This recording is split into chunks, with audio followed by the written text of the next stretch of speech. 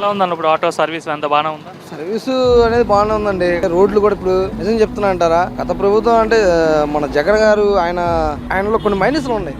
ఇప్పుడు ఉన్న ప్రభుత్వం ఏంటంటే రోడ్లు కానీ, ఇప్పుడు మీరు నమ్మరు, నేను వచ్చి విజయవాడ వచ్చి నా 25 years ఉంది. మాది పల్నాడు జిల్లా. రైల్వే స్టేషన్ రోడ్డు ఇవాళ చూడండి.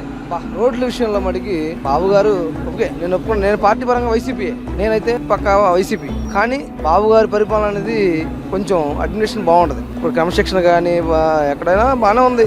రోడ్లు అయితే ముఖ్యంగా మీరు నంబర్ 1. రోడ్లు బాగోకపోతే ఎట్లా ఇబ్బందులు పడేవారు గతంలో రోడ్లు బాగా? అమ్మో, ఆ బాధ నిజమండి.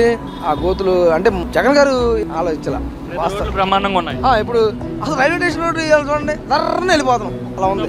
రిపేర్లు ఎక్కువ అయ్యేవా? రోడ్డు గోతులో పడితే పోర్క్ బెండ్ వచ్చేదండి. పోర్క్ బెండ్ చేయాలంటే 1500 అవుతుంది. 10,000 అట్లానే అయిపోయేవి. అంతే.